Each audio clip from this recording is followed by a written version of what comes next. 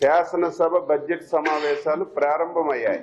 గౌరవ గవర్నర్ గారు ప్రభుత్వ పాలసీని, ఈ సంవత్సరంలో చేస్తున్నటువంటి అభివృద్ధి సంక్షేమ కార్యక్రమాలని స్పష్టంగా శాసనసభ ద్వారా రాష్ట్ర ప్రజానీకానికి తెలియచేశారు. 2-3 రోజుల నుంచి మీరందరూ ప్రచారం చేశారు.